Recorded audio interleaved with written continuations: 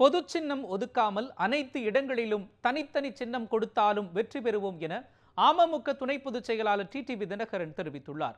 சென்னை அடையாறில் உள்ள தனது இல்லத்தில் செய்தியாளர்களை சந்தித்த டிடிவி தினகரன் தங்களுக்கு குக்கர் சின்னம் கொடுக்காதது பின்னடைவு இல்லை என்று தெரிவித்தார்.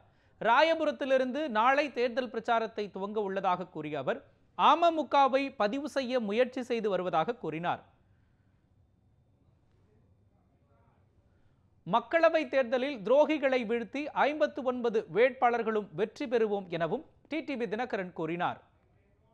எங்க வேட்பாளர்கள் 59 தொகுதியில் 59 சின்னத்தில் இருந்தாலும் மக்கள் எங்களுக்கு வாக்களித்து வெற்றி பெற செய்வார்கள்.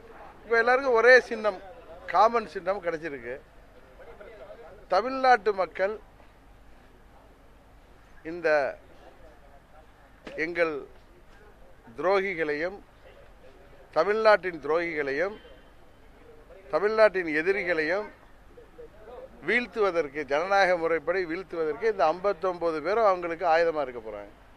இந்த 59 பேரோட வெற்றி தமிழகம் மற்றும் மத்தியில் ஆட்சி மாற்றத்தை உருவாக்குவதற்கு தமிழ்நாட்டு மக்களுக்கான ஆயுதங்களாக இந்த 59 பேர் இருப்பாங்க.